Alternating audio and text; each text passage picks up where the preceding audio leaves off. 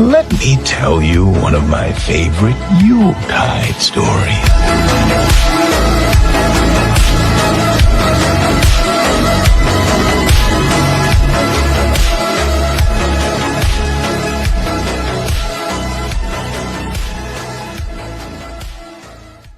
Hello guys, എല്ലാവർക്കും നമസ്കാരം. അപ്പോൾ നമ്മളിതാ പുതിയ വീഡിയോ ആയിട്ട് വന്നിരിക്കുകയാണ്. വാട്ട് ഇഫിൻ്റെ എപ്പിസോഡ്സൊക്കെ വന്നു. അപ്പോൾ ഫസ്റ്റ് എപ്പിസോഡ് ഞാൻ കണ്ടു ആൻഡ് നല്ല രസമുണ്ടായിരുന്നു. ആൻഡ് നെബ്യൂളനെ പറ്റിയാണ്. നെബ്യൂളനെ അറിയാത്ത ഒരു MCU ആരാധകരുണ്ടാവില്ല. MCU കാണുന്നവർക്ക് അറിയാം. ആൻഡ് ഇത് സീസൺ 2 ആണ്. സീസൺ 1 കണ്ടവർക്ക് അറിയാം നെബ്യൂളയുടെ ഒരു വെറൈറ്റി ലുക്കായിരുന്നു ഫസ്റ്റ് സീസണിൽ. ഇതിലും അത്യാവശ്യം വെറൈറ്റി ലുക്കാണ്. But towards the end it's gonna B EPIC. ആ രീതിയിലാണ് ആ ഒരു എപ്പിസോഡിൻ്റെ ഫുള്ള് പോക്ക്. അരമണിക്കൂറാണ് ഡ്യൂറേഷൻ ഉള്ളത്. ആ അരമണിക്കൂറും ഞാൻ പറയുന്നത് വർത്താണ്. ഫസ്റ്റ് എപ്പിസോഡ് ഭൂരിഭാഗം അത്ര ഗുമ്മാവാറില്ല, മനസ്സിലായില്ലേ, ആ ഒരു വൈബ് കിട്ടാറില്ല. പക്ഷേ ഈ ഒരു എപ്പിസോഡ് ഒരു 1 മാൻ ഷോ ആണ്. അത് പക്ക 1 മാൻ ഷോ. ഒരു തരം ബ്ലേഡ് റണ്ണർ ഉണ്ടല്ലോ, മറ്റേ റയൻ ഗോസ്ലിങ്ങിൻ്റെ ബ്ലേഡ് റണ്ണർ, ആ ഒരു വൈബാണ് കിട്ടിയത്.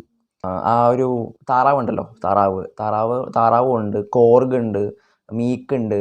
ഈ സാൻഡാർ എന്ന ഈ സംഭവം നടക്കുന്നത്. വാട്ട് ഇഫ് നെബ്യൂള ജോയിൻഡ് നോവാ കോർപ്പ് എന്നാണ് ടൈറ്റിൽ കൊടുത്തിരിക്കുന്നത്. അപ്പോൾ നോവാ കോർപ്പിൽ അവളൊരു അംഗമാണ്, മെമ്പറാണ്, അല്ലെങ്കിൽ ഒരു സോൾജറായിട്ട് പോവുകയാണെങ്കിൽ എന്തായിരിക്കും സംഭവിക്കുക? അപ്പോൾ തുടക്കം തൊട്ട് നമ്മൾ നോക്കുമ്പോൾ ഈ ഒരു സീരീസിൽ അല്ലെങ്കിൽ ഈ എപ്പിസോഡിൽ യോണ്ടോൻ്റെ മരണം അത് വളരെ ഒരു ക്രൂഷ്യൽ പോയിൻ്റാണ്. എല്ലാവർക്കും അറിയാം യോണ്ടോയും സാൻഡാറും തമ്മിലുള്ളൊരു ശത്രുത.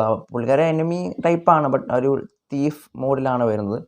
അപ്പോൾ അതെല്ലാം നമ്മൾ ഇതിൽ നിന്ന് മറന്നിട്ട് യോണ്ടു എന്തോ ഒരു കാര്യം സാധിക്കാൻ വേണ്ടി പോകുമ്പോഴും യോണ്ടു മരിക്കുകയും ചെയ്യും.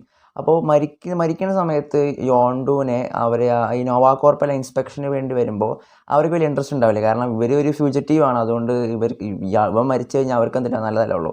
അതുകൊണ്ട് തന്നെ ഭയങ്കര സില്ലി ആയിട്ട് അവരത് ഹാൻഡിൽ ചെയ്യാണ്. ബട്ട് നെബ്യൂള അവിടെ വന്നിട്ട് ആ ക്രൈം സീൻ ഒന്ന് മൊത്തത്തിലൊന്ന് സ്കാൻ ചെയ്തിട്ട് പുള്ളിക്കാരിയും, അതായത് നമ്മുടെ യോണ്ടോവും നെബ്യൂളും നമ്മളൊരു കണക്ഷൻ ഉണ്ടല്ലോ, അങ്ങനെ ഒരു കണക്ഷൻ വെച്ചിട്ട് ഒരു നല്ല ബ്രില്യൻ്റ് ആയിട്ടൊരു സംഭവം പെർഫോം ചെയ്യും. അത് ഭയങ്കര എപ്പിക്കാണ്. ഞാൻ അത് ഒട്ടും പ്രതീക്ഷിച്ചില്ല ആ സമയത്ത്.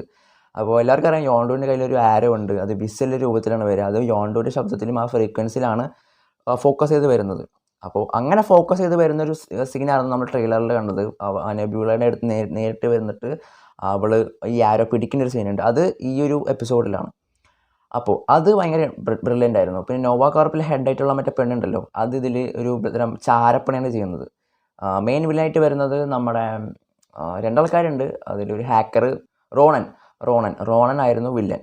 റോണൻ മുമ്പ് ഇതുപോലെ തന്നെ താനോസിൻ്റെ ഒപ്പമായിരുന്നു. താനോസിനെ ബിട്രേ ചെയ്തിട്ട് താനോസിനെ കൊന്നിട്ട് ഈ ഭയങ്കര പവറൊക്കെ എടുക്കും. അപ്പോൾ താനോസ് ആണല്ലോ infinite amount of power hold ചെയ്യുന്നത് യൂണിവേഴ്സിൽ, ബിഗസ്റ്റ് ആർമി, ബിഗസ്റ്റ് അത് ഇതൊക്കെ പറഞ്ഞിട്ട്. പക്ഷേ അതെല്ലാം മാറി ഇപ്പോൾ റോണൻ്റെ കൺട്രോളിലായി. അപ്പോൾ റോണൻ ഈ ഒരു സാൻഡാറിനെ ഇൻവേഡ് ചെയ്യാൻ വരുമ്പോൾ ഇവരെന്ത് ചെയ്യും, ഇവർ ഫുള്ള് പ്ലാനറ്റിനെ ഒരു തരം പ്രൊട്ടക്റ്റീവ് ഷീൽഡ് കൊണ്ട് കവർ ചെയ്യും.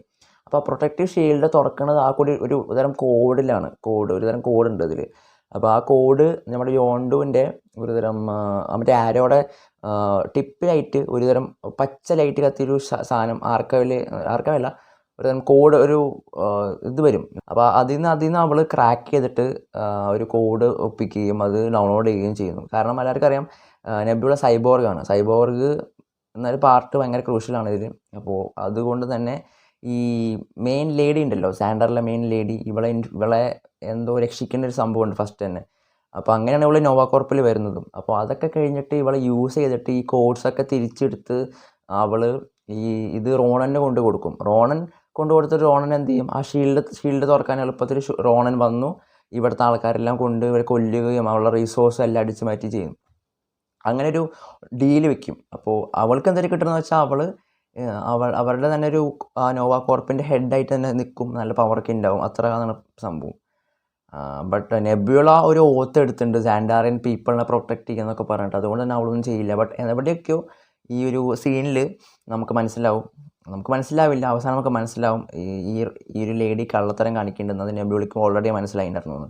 അതൊക്കെ ഭയങ്കര രസമുണ്ടായിരുന്നു. അപ്പോൾ 1 man show fully on. And അവസാനം എങ്ങനെയാണ് ഇവൾ ഒരു നെബ്യൂള എന്ന് പറഞ്ഞ ക്യാരക്ടർ ഡെവലപ്മെൻറ്റ് എങ്ങനെയാണ് കൊണ്ടുവരുന്നത് വെച്ചാൽ ഭയങ്കര ഇൻട്രസ്റ്റിംഗ് ആണ്. മാർവൽ സ്റ്റുഡിയോസ് വളരെ നന്നായിട്ട് ചെയ്തിട്ടുണ്ട്.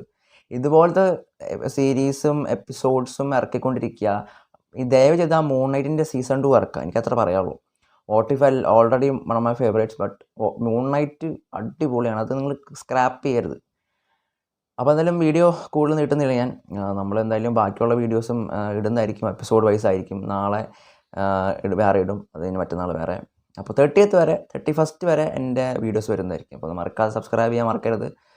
ലൈക്ക് ചെയ്യാനും, നിങ്ങളുടെ ഇഷ്ടപ്പെട്ട ഭാഗം ഏതാണ്, നെബിളുടെ പെർഫോം ഇഷ്ടപ്പെട്ടോ ഇഷ്ടപ്പെട്ടില്ലേ അതൊക്കെ ഒന്ന് ഷെയർ ചെയ്യുക. അതുകൂടി പറഞ്ഞിട്ട് ഞാൻ വീഡിയോ അവസാനിപ്പിക്കുകയാണ്. അപ്പോൾ ബൈ.